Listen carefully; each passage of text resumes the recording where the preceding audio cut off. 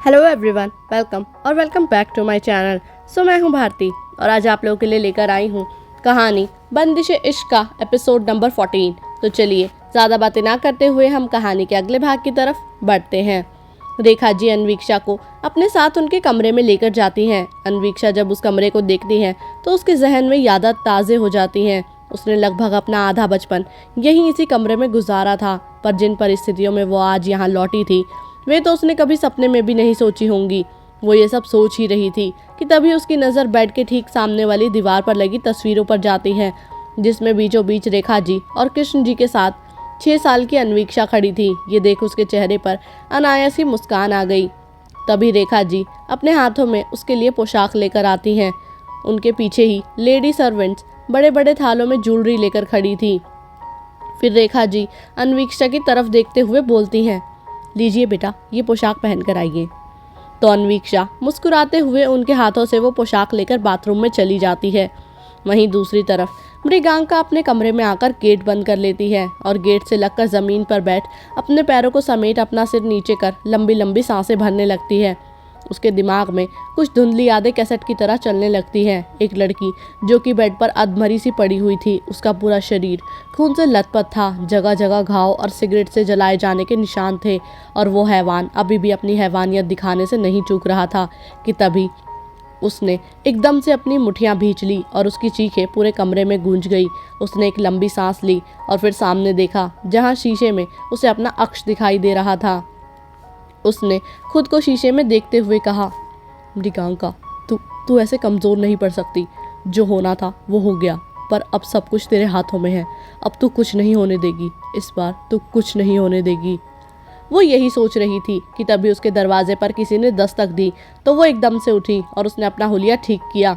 उसने जब दरवाज़ा खोला तो बाहर रेखा जी अपने हाथों में कुछ कपड़े और गहने लिए खड़ी थी। ये देख मृगांका ने सावलिया नज़रों से उनकी तरफ देखते हुए पूछा, ये सब क्या है? तो रेखा जी ने मुस्कुराते हुए कहा, ये आपके लिए कुछ कपड़े हैं, आप भी जल्दी से तैयार होकर नीचे आ जाइए। मृगांका ने इस पर अपने हाथों को बांधते हुए कहा, ना मुझे तैयार होने का शौक है ना नीचे आने का, तो आप प्लीज़ ये वापस ले जाइए। इतना कहकर वो दरवाज़ा बंद ही करने वाली थी कि तभी रेखा जी ने नाटक करते हुए कहा, अच्छा ठीक है, मैं तो ये अनु बेटा के कहने पर लाई थी। उनकी बहुत इच्छा थी कि आप ये पहने, पर अब आपकी इच्छा नहीं है तो रहने देते हैं। और इतना कहकर वो जाने को मुड़ गई कि तभी मृगांका ने उन्हें आवाज़ देते हुए रोका और रेखा जी के चेहरे पर मुस्कान आ गई, पर वो उसे छुपाते हुए पीछे मुड़कर बोली, क्या हुआ? इस पर मृगांका ने थोड़ा हिचकिचाते हुए कहा, हाँ वो ये मुझे दे दीजिए। अब आप इतने प्यार से लाई हैं तो मैं इसे पहन ही लेती हूँ। और इतना कहकर उसने रेखा जी के हाथ से थाली ले ली और झट से दरवाज़ा बंद कर दिया। ये देख उनकी हंसी छूट गई और उन्होंने बंद दरवाजे की तरफ देखते हुए कहा, हम भी आपकी माँ है मृगांका ठाकुर, आपसे 4 कदम आगे चलते हैं। और ये कहकर वो अपने कमरे की ओर बढ़ गई। वहीं हृदयान अपने कमरे में बैठा किसी गहरी सोच में गुम था कि तभी दरवाजे पर दस्तक हुई और उसके कम इन कहने पर वो शख्स अंदर आ गया और उसके सामने खड़ा हो गया। हृदयान ने उसकी तरफ देखते हुए कहा, हमें 1 हफ्ते के अंदर बिजनौरिया परिवार का सारा जीवन चिट्ठा अपने सामने चाहिए। उनका बिजनेस, उनके दोस्त, उनके दुश्मन, वो कब कहाँ जाते हैं, क्या करते हैं, सब चीज़ों की इन्फॉर्मेशन हमें चाहिए। और ध्यान रहे, किसी को कानो कार खबर नहीं होनी चाहिए कि हम उनके बारे में तहकीकात कर रहे हैं। Got it? उसके ऐसा पूछने पर सामने खड़े इंसान ने हाँ में सिर हिलाया तो हृदयान ने उसे हाथ से जाने का इशारा कर दिया। उसके जाते ही उसने अपनी कबर्ड में से एक सिगरेट निकाली और बालकनी में जाकर खड़ा हो गया। उसके जहन में मृगांका की कही हुई बातें गूंज रही थी और वो बातें उसे घड़ी को भी चैन नहीं देने दे रही थी। उसने सिगरेट का एक कश भरा और धुएं को आसमान की तरफ छोड़ते हुए अपने आप से कहा, अगर इस खेल को खेलने वाले तुम निकले बिजनौरिया, तो फिर हम मौत का ऐसा तमाशा रचेंगे कि 7 जन्मों तक तुम्हारी रूह उसे याद रखेगी। इतना कह उसने सिगरेट को अपने पांव तले कुचल दिया। दूसरी तरफ अन्वीक्षा को रेखा जी तैयार कर रही थी। उन्होंने अन्वीक्षा के बाल बनाते हुए मुस्कुराकर बोला, आपको पता है हृदयान की बुआ सा के बाल भी एकदम आपकी तरह ही थे और हम रोज़ उनके बाल खुद बनाया करते थे। इसके जवाब में अन्वीक्षा सिर्फ मुस्कुराकर रह गई। रेखा जी ने अपनी बात पूरे करते हुए कहा, इतनी सुंदर थी हमारी समृद्धि बाईसा कि राजघरानों की पंक्तियां लगी हुई थी उनसे शादी करने के लिए, कमर तक लहराते लंबे बाल। उज्जवल रंग, लंबी लंबी पलकें, हिरनी जैसी आंखें। जब वे मुस्कुराती थी तो ऐसा लगता था मानो स्वयं माँ लक्ष्मी उतर कर आई हो। इतना कहकर उनके चेहरे की मुस्कान गायब हो गई और उन्होंने अपनी आवाज में कड़वाहट के साथ कहा, पता नहीं क्या हो गया अब हमारी बाईसा को। ना जाने कितने ही बरस हो गए उन्हें खुलकर हंसते हुए देखे। मुरझा सी गई हैं वो एकदम। उनकी ये बात सुन अन्वीक्षा ने मन ही मन कहा, ऐसे हैवानों के बीच रहकर कैसे कोई हंस सकता है। कि तभी रेखा जी ने अपना सिर झटकते हुए कहा, हम बिना, एक तो पहले से ही देर हो रही है और हम बातों में लगे हुए हैं। आज बाई साहब को देखकर बहुत खुश होंगी। ये सभी जेवर उनके ही हैं। वो हमेशा से चाहती थी अपने हृदयान की दुल्हन को इन गहनों में देखना।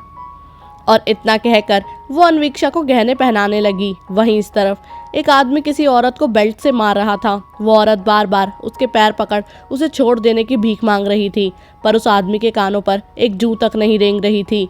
जब उसका मन भर गया तो वो नीचे बैठा और उसने उस औरत की ठुड्डी पकड़ते हुए कहा, तुझे रोज मार का डोज ना मिले तो तू अपनी पर उतर आती है ना। हरामजादी, अपनी औकात में रह। तू मेरे लिए बस कचरा है।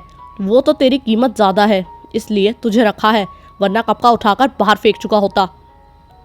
और इतना कह वो उसे ज़मीन पर धक्का देकर बाहर की तरफ निकल गया। वो औरत खुद में सिमट कर सिसक कर रोने लगी। वहाँ खड़े सभी नौकर उसे दया की नज़रों से देख रहे थे, सिर्फ आज से नहीं, ना जाने कितने सालों से, और वो कुछ नहीं कर सकते थे। यहाँ ठाकुर निवास में मृगांका अपने कमरे से अपनी चुनरी ठीक करते हुए बाहर निकली। उसने हल्के गुलाबी रंग का अनारकली सूट पहना हुआ था और उसके ऊपर साइड से चुनरी ले रखी थी। उसके कंधे तक आते बाल उसने खुले छोड़ रखे थे और चेहरे पर मेकअप के नाम पर बस काजल और हल्की गुलाबी लिपस्टिक थी। वो अपनी चुनरी संभाल ही रही थी कि तभी उसके सामने से आते हुए हृदयान से वो टकरा गई। उसने हृदयान की तरफ देखते हुए गुस्से में कहा, भाई साहब, आपके पास आंखें नहीं है क्या? जब देखो तब टकराते रहते हो। इस पर हृदयान ने उसके माथे पर हल्के से मारते हुए कहा, आपको देखकर चलने की जरूरत है छोटी, हम तो सीधे ही आ रहे थे। तो मृगांका ने गुस्से में कहा, ये राजघराने के लोग अपनी गलतियां क्यों नहीं मानते? इस पर हृदयान ने अपने हाथ बांधते हुए कहा, हमारा भी आपसे यही सवाल है।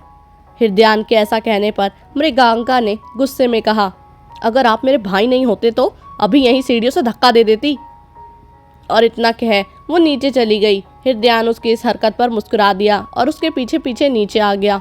मृगांका जैसे ही रेखा जी के कमरे के दरवाजे तक पहुंची, उसकी नज़र सामने बैठी अन्वीक्षा पर पड़ी। उसने अपने एक हाथ को अपने दिल पर रखते हुए कहा, हाय रब्बा ने तुझको बनाने में कर दी हुस्न की खाली तिजोरियाँ। क्या माल लग रही है बे तू, नज़र ना लग जाए। थू।